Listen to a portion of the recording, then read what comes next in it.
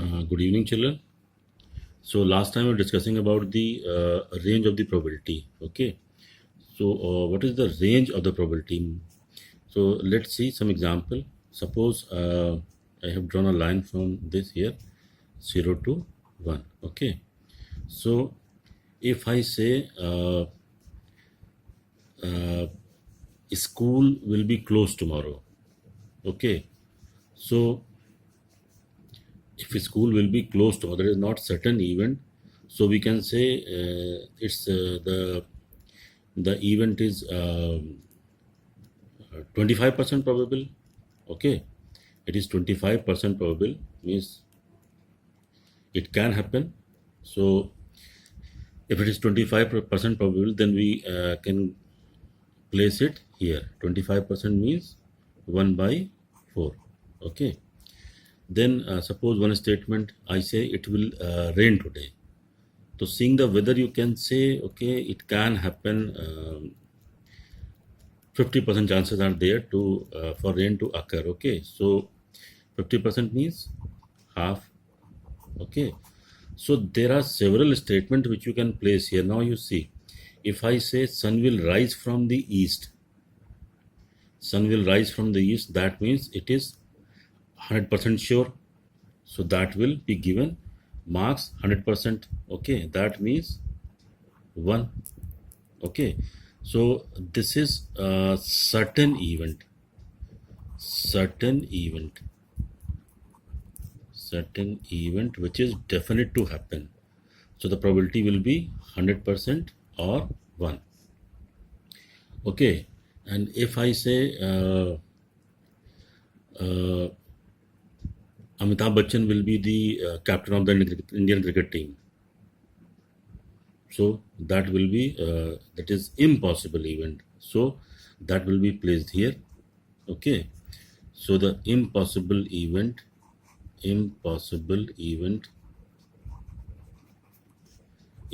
has a probability 0. Okay, all other probabilities you can place it anywhere, 75%, 80%, 90%, but they will be in the range from 0 to 1. Okay, so the range of probability lies from 0 to 1. Okay, okay, now see, if for any event A, for any event A, the probability of occurrence of A, probability of occurrence of A, occurrence of A is written as PA. Okay, here we denote the A is the event and P is the probability for occurrence of the event. Okay, so let's see, if there are total n events or n outcomes of a random experiment. Okay, total n outcomes are there, meaning the sample space will be having n points. So n outcomes are there, and m of them are favorable to event A. Okay, they are favorable to event A. Then the probability of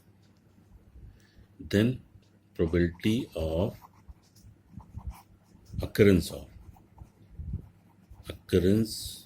of A is PA. This is equal to m by n, right?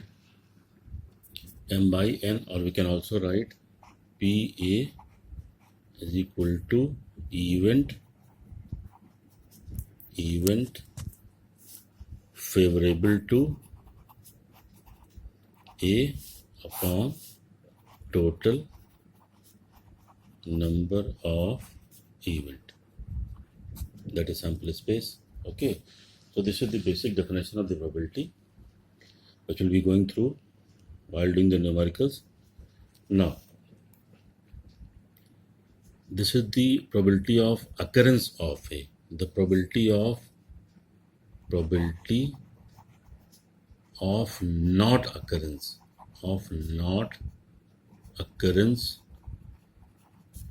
of A is given by P A. This is the probability of P A bar. This is the probability of not occurrence of A. Okay.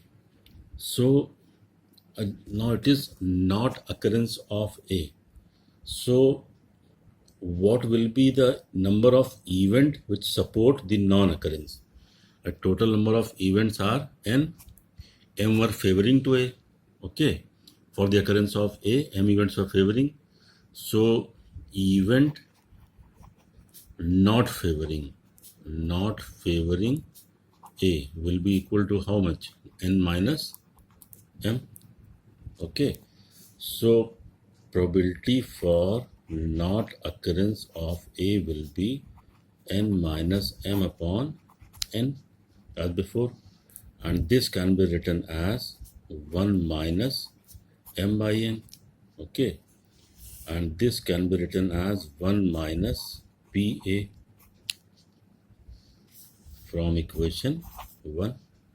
Okay. So now we have PA naught plus PA is equal to 1. Means if we are known the probability of occurrence of A, then not occurrence of A can be found by the subtracting from 1. Okay. So suppose we take a case of a coin. In coin you have two events are there, head and tail.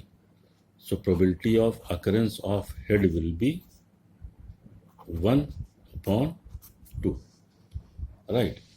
Similarly, probability of occurrence of tail will be 1 upon 2. Okay. So probability of not occurrence of head will be equal to how much? 1 minus 1 upon 2. That is 1 upon 2 equal to probability of tail. That means if head is not coming, then obviously tail will come, because only two events are there, head and tail. Okay, so this is the just remember this, and this one, this one. So just one thing I want to tell you, that in any question you are going to do, the most important thing is to take the event possible. Okay. Suppose I have taken here event A. So first we have to take any event A, B, C, D, E, any event you have to take. Then after taking the event, you have to design your sample space first. In every question, you will be giving your sample space. Without sample space, question will not go on. Okay. So sample space you will mention. Then you will mention the formula. This one or this one. Okay. Then you write the formula. Then you put the values in that formula to get the result. Now actually what happens now, since when the questions comes easy, the student directly do it. Suppose he's been asked what is the probability of head, so write simple, probability of head is equal to half. So this will result in the loss of marks. So never go for this. And I'm giving some questions for your homework. Just try to do it. If you are unable to do it, tomorrow will be solving those questions. Okay.